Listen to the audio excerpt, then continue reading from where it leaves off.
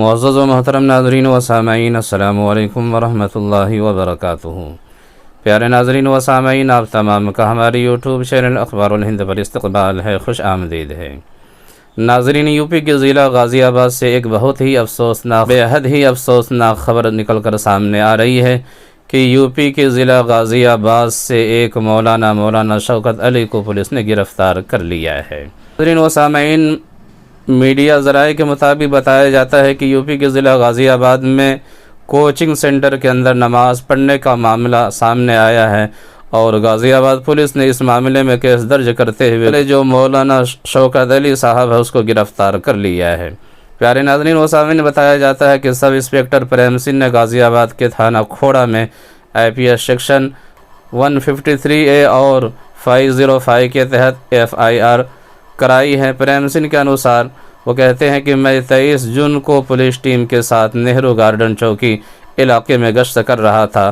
اس دوران دیپک وہار کے future track coaching centre کے اندر دوپہر 1:20 پر مسلم لوگ اجتماعی طور پر نماز پڑھ رہے تھے۔ آس پاس رہنے والے ہندو لوگوں نے اس کا ویرودھ بھی کر رہے تھے۔ پیارے و سامعین، آپ کو بتاتا چلو کہ نماز پڑھنے کی وجہ سے بتایا جاتا ہے کہ لوگوں کو خلل ہو رہا تھا اور لوگوں کو پریشانی ہو رہی تھی، جس کی وجہ سے پولیس نے فوراً ایکشن لیتے ہوئے مولانا کو گرفتار کر لیا۔ لیکن یہ بہت افسوسناک خبر ہے پیارے ناظرین و سامعین، 2023 کا جو حج ہے، حج کی سیکورٹی کو لے کر انتہائی شاندار انتظامات سعودیہ حکومت نے کیا ہے۔ بتایا جاتا ہے کہ سعودی پولیس اور سیکورٹی فورس کے چاق و چوبند دستوں نے مکہ مکرمہ میں ریہرسل کے دوران اپنی قوت اور چابک دستی کا شاندار مظاہرہ کیا ہے۔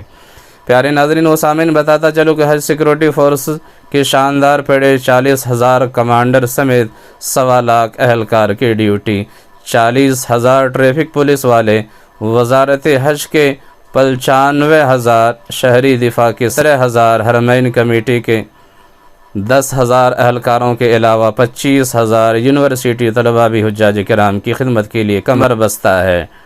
ڈرون طیاروں سمیت 6 ہیلی کاپٹرز کی نگرانی ہے۔ اللہ تبارک و تعالی تمام حجاج کرام کے حج کو قبول و مقبول فرمائے اور ان کی حفاظت فرمائے، اور اللہ تبارک و تعالی ناظرین کو بھی مجھے بھی جلد سے جلد حج اور عمرے کی سعادت نصیب عطا فرمائے۔